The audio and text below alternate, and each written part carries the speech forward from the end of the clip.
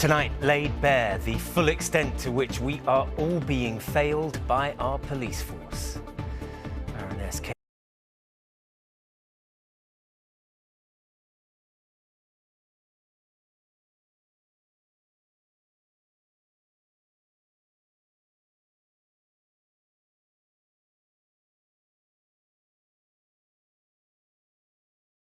Conduct, and at the moment we can't prove it. We'll hear from those who have fallen victim to a police service that the report says has lost the trust of Londoners. If the investigating officer in a case where me as the rape victim experienced sexually inappropriate behavior from him, if that is not misogyny, what is? And at the end of the Met's darkest day, we'll try to work out where the force goes from here. Also tonight, is Conte's time at Tottenham finally up? We'll be live at the stadium with the latest. And I'm in Piccadilly Circus awaiting the switch on of thousands of lights to celebrate the start of Ramadan. Good evening. London is being failed by an institutionally racist, sexist and homophobic police force. Black people are both over-policed and under-protected. Keeping women and girls safe is not a priority, and the capital no longer has a functioning neighbourhood policing service. Those are just some of the damning findings from Baroness Louise Casey's 360-page report into standards and culture at the Metropolitan Police. The review was ordered by the Mayor after Sarah Everard was abducted, raped and murdered by a serving police officer 2 years ago. Today, Sadiq Khan said he's sad and angry at the findings, but he's not shocked.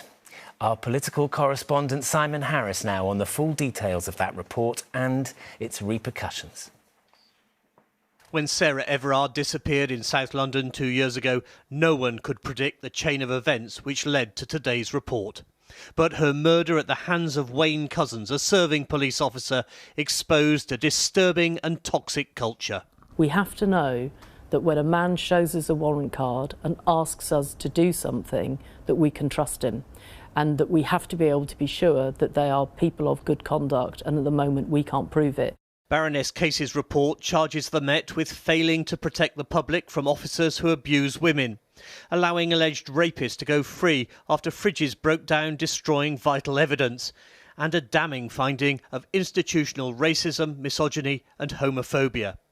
It's 24 years since the inquiry into the murder of Stephen Lawrence came to a similar conclusion, that the Met was institutionally racist.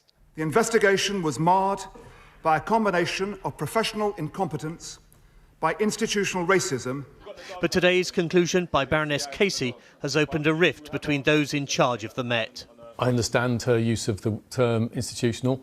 It's not a term I use myself. I'm a practical police officer. I have to use language that's unambiguous and is apolitical. And that term means lots of different things to different people and has become politicised in recent debate over the last decade. Sir Mark Rowley says he doesn't accept the use of the words institutional when it comes to racism, misogyny and homophobia. Do you think he's wrong? But my message to Londoners is I think that our police service, and it pains me to say this, is institutionally racist, is institutionally homophobic, is institutionally misogynist. So Sir Mark's wrong? Well, the evidence of Dame Louise Casey is quite clear. I spoke to Sir Mark yesterday at length. He accepts fully the report from Dame Louise Casey. He accepts the sexism, misogyny and homophobia. He's got his own reasons for not being comfortable with the term institutional. Inside the Met, institutional racism means black, Asian and minority ethnic officers are sometimes bullied. I did 30 years in policing and I didn't want to leave. I wanted to stay and continue to be a police officer. I was bullied out because I started to raise issues that I thought were unacceptable.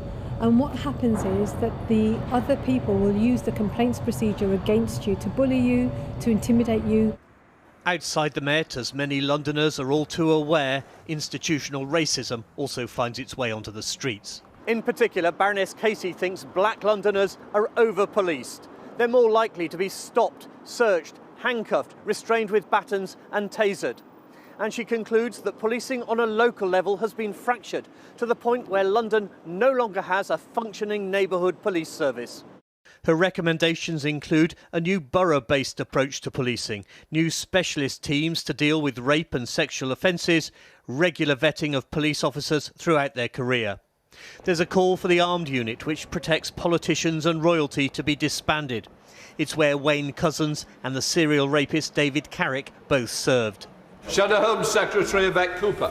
In the Commons, the findings of the report led to a clash between government and opposition. Where is the plan to restore neighbourhood policing? Labour has set out a plan. We would work with the government on this, but where is the government's plan? I would point out to the Shadow Home Secretary that her crass political attacks really would be more accurately directed at the person with actual and political responsibility for overseeing the performance of the Met.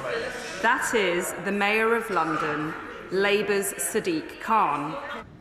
Tonight, the Met is on notice. If it doesn't change, it might be broken up. Simon Harris, ITV News, Scotland Yard. Well, Baroness Casey recognised in her report that words alone cannot restore public confidence in the Met. Now is the moment, she says, for action. But for those who have been failed by the force, the Londoners who have felt the impact of racist, sexist and homophobic behaviour, those people who have spent years fighting for acknowledgement and apologies, the time for action is long, long overdue. Our senior correspondent, Ronke Phillips, reports. Over the past 3 years, I've been stopped on numerous occasions, mainly because of the colour of my skin. And that leads me to believe that the Met is institutionally racist. Sprinter Ricardo dos Santos is so convinced the colour of his skin combined with his expensive car is the reason he's continually stopped by the police that he uses this dash cam whenever he is driving. And it was this stop and search in 2020 when he was in the car with his partner, the athlete Bianca Williams, and their baby, that he says was the epitome of being racially profiled. Baroness Casey's report accuses the Met of what she calls the rotten treatment of black people. But the new commissioner doesn't accept her conclusion that the force is institutionally racist. Until he does, Ricardo says, nothing will change. My first reaction was just like, really? You're not even gonna, you've read it, you've seen it, but you're not gonna acknowledge the fact that what is on pen and paper and it's there for everyone to see. You're still saying that they're not institutionally racist. What you should do is just accept it and try to fix it and move forward. But if you're not acknowledging it, then you can't move forward from there. The report says moving forward also means the force needs to begin apologising with humility for past mistakes and improving its accountability. It's advice this rape victim wholeheartedly agrees with. Her attacker, Hubert Griniak, is serving an 18-year sentence for raping her and filming the attack. But she feels the officer who remarked about what she was wearing in the video should also be held to account. When I spoke to a superintendent about what happened, and I said, she came to me and she said, I have to ask you, do you not think this is just, he was trying to make conversation? And I said to her, is this the kind of conversation that your officers should be having with rape victims? But the thing is your complaint hasn't been upheld. Is there any doubt in your mind that what you suffered was misogyny? Absolutely not. To me, it's completely not just what I suffered, but the response I received as well. The damning report also accuses the capital's police force of being riddled with homophobia, and there's page after page of personal testimony from those like Ricardo who have been wronged. Baroness Casey also spells out what needs to be done.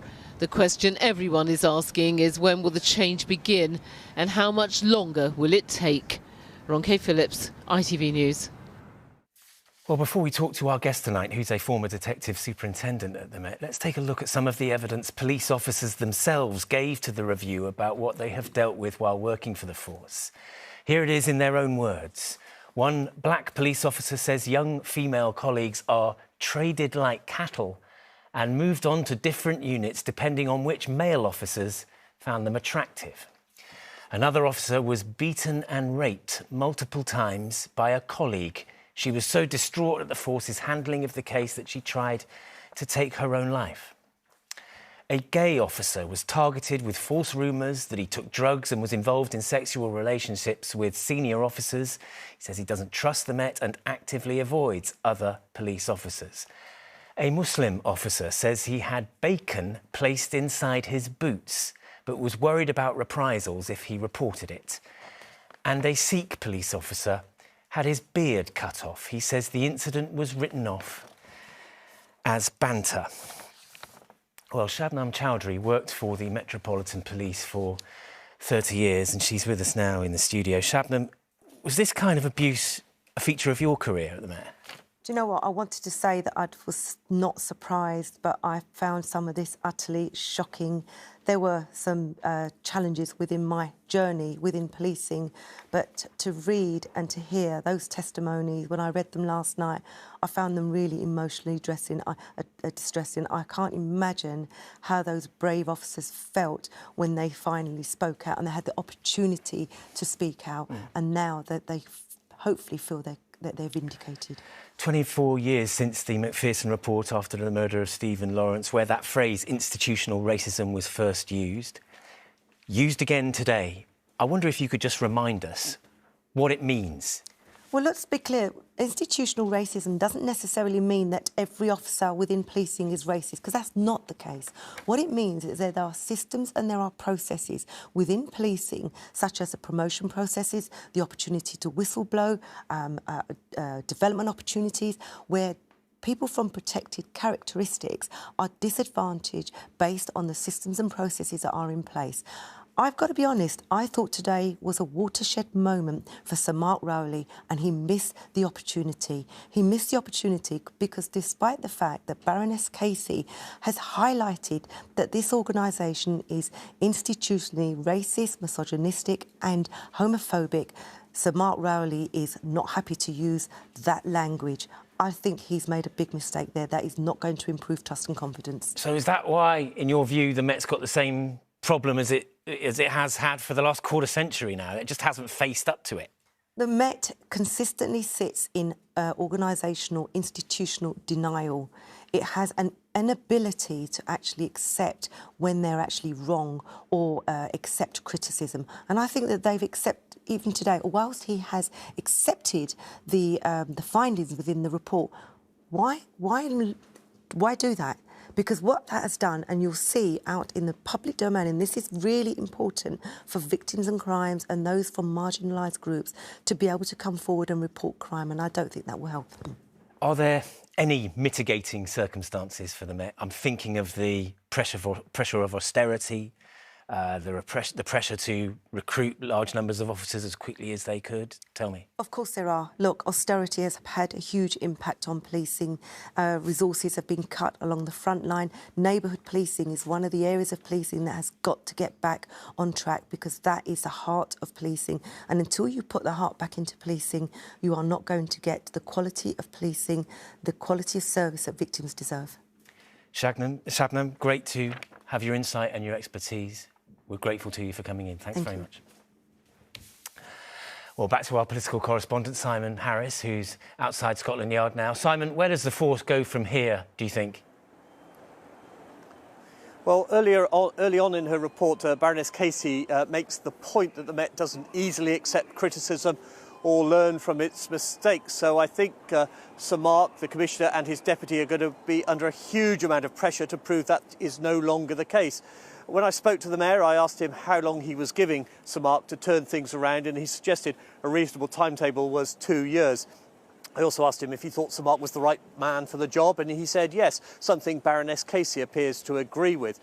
The question of how long it takes for the Met to regain the lost trust of Londoners is something no one can answer at the moment, but we may learn a bit more from Sir Mark about his next steps when he's questioned by the London Assembly tomorrow. Simon, many thanks. Well, there'll be plenty more on Baroness Casey's report when the evening news continues at 6:30. Here's a look ahead with Lucrezia. A damning report labels Britain's largest police force institutionally racist, homophobic and misogynistic. It found a persistent failure to protect women and endemic bullying of female, gay and ethnic minority officers. We'll ask what next for the Met if it fails to undergo radical reform. Also on the programme, Boris Johnson lays out his Partygate defence ahead of a hearing that could see him suspended from Parliament.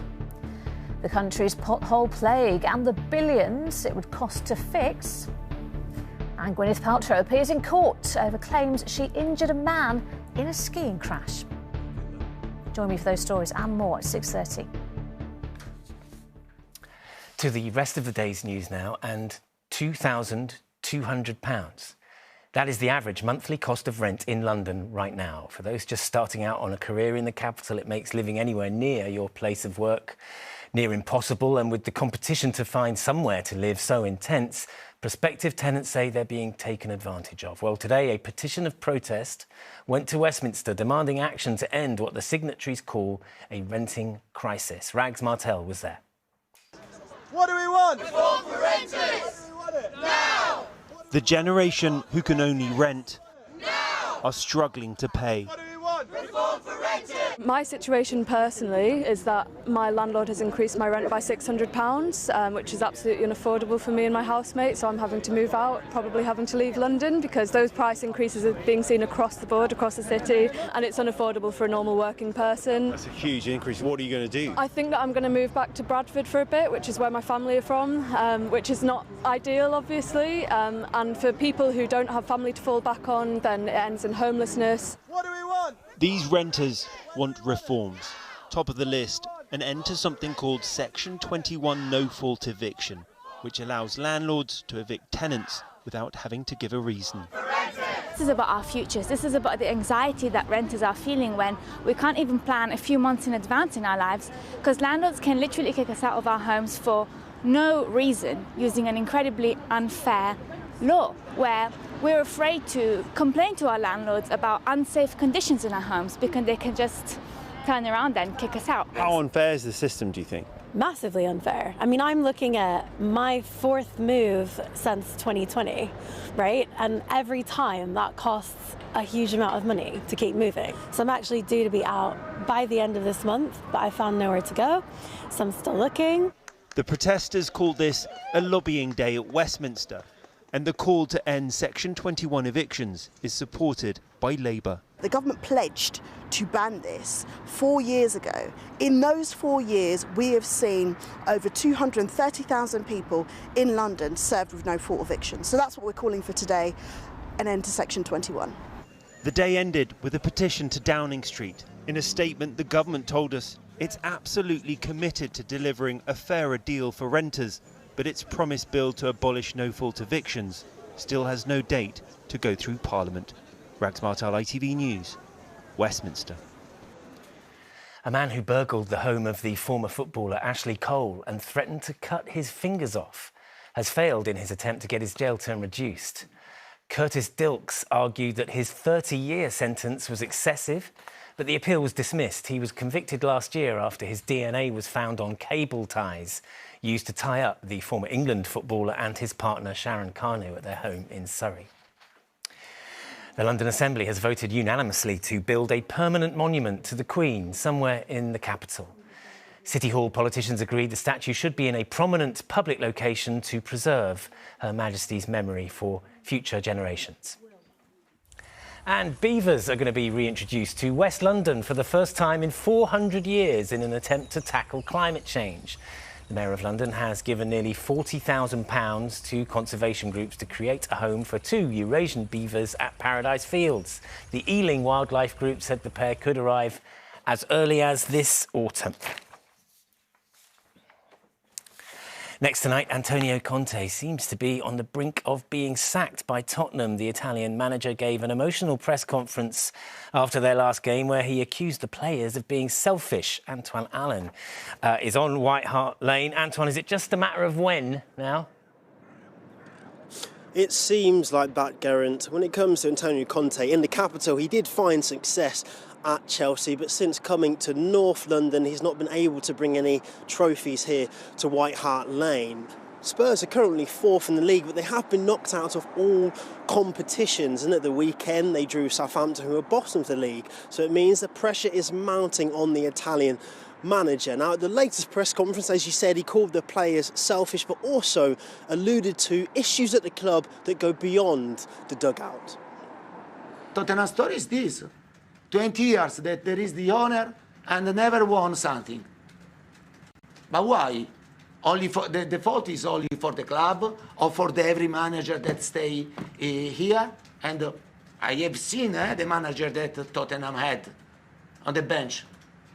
You risk to disrupt the figure of the manager and to protect the other situation. So when it comes to Antonio Conte, if he is to leave White Hart Lane, he'll be a long list of managers that have been here in the dugout. Managers like Jose Mourinho, Nuno Espirito Santos, and the last manager to actually find success for Spurs was Harry Redknapp. So the look or the desire to find a new manager hasn't been confirmed yet, but with the way that Conte's been speaking, few people know whether he'll be coming back from Italy to manage here. All right, Antoine, many thanks. Roy Hodgson, meanwhile, is back as the manager of Crystal Palace. The 75-year-old has signed on until the end of the season in the wake of Patrick Vieira's sacking last week. A South London local, Hodgson was on the books at Crystal Palace as a player in the 1960s, and he took charge of the club between 2017 and 2021. He said, "It is a privilege to be asked to return and to be given the important task of turning the team's fortunes around." Now to Piccadilly Circus, where 30,000 lights have just been switched on to celebrate the start of Ramadan. Sharon Thomas is there for us now. And Sharon, you're with the woman who's made all of this happen. There is a plan B. I absolutely am. Sadiq Khan is still talking at the moment, but I'm hoping any second there's going to be a countdown. So I'm joined now by Isha, who's the organiser here. And I think we're going to do the countdown first, actually. We're ready for the countdown when you are. Okay, you ready? 5. Are you ready? Yes. We're in a countdown. We're in a countdown in Arabic starting at 10. No. We're just doing English. All right. Are we ready? Let's let cargo. Okay, we're going to start from 10. Where's Aisha? We're Aisha's doing the live. Oh, sorry. Okay. 10, 9, 8, 7, come on, 6, 5, 4, 3, 2, 1. Ramadan Kareem, Ramadan Mubarak!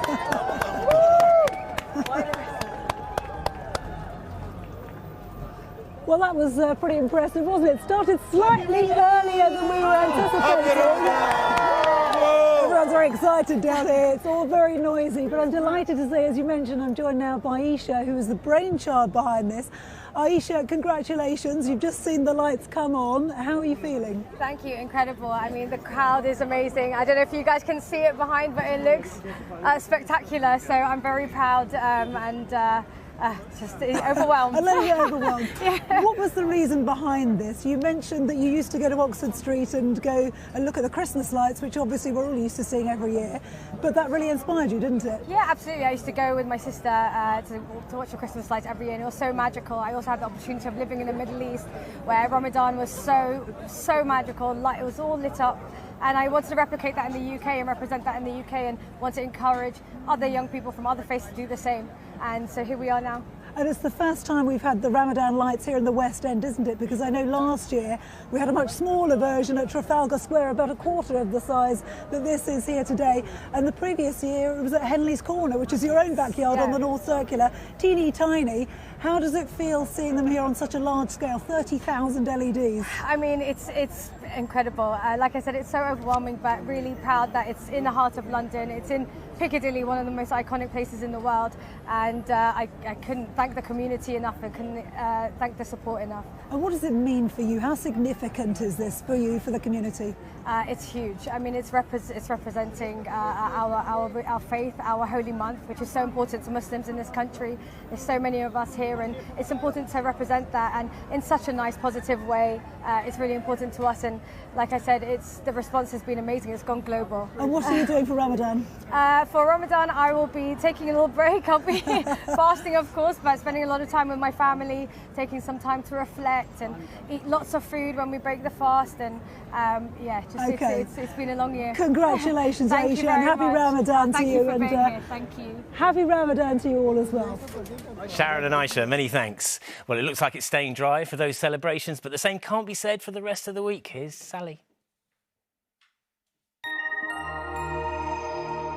ITV London weekday weather is sponsored by Octopus Electric Vehicles.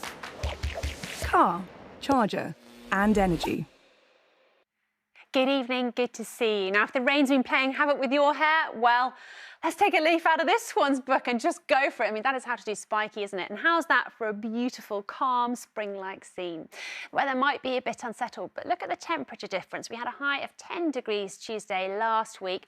We're getting highs this week of around 15, so it is a bit milder, something to enjoy as we are now very much firmly in spring. However, we give with one hand, take away with the other. There's a showery mix outside, and we go a little step further tonight, and things are going to be wet and windy. But by tomorrow morning, although it's a bit of a grey start, things should then start to improve. We'll hope for a bit of sunshine, although the showers never too far away. So let's take a look at the details for you. A bit of a lull this evening with the showers from this afternoon, but we have got the winds picking up and more rain moving in overnight. So a bit of a soggy one. It won't be too chilly, lows of only 9 or 10 degrees, but it might start off on a bit of a grey note. The worst is over as you wake up tomorrow morning, but still some dampness around. But the day is set to improve. We're hoping we'll get a bit of sunshine into the afternoon. Still a few showers cropping up, but likely to be fewer than today. And our temperatures in that sunshine might be a degree up, highs of 12 to 17 tomorrow.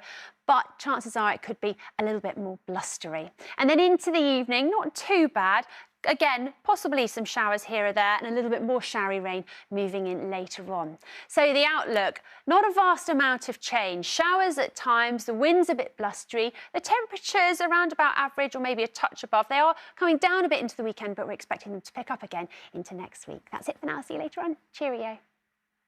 ITV London weekday weather is sponsored by Octopus Electric Vehicles. We are back with the latest after ITV News at 10. Lucrezia is here next with the ITV Evening News. But from me and the rest of the London team, thanks for watching. Bye-bye.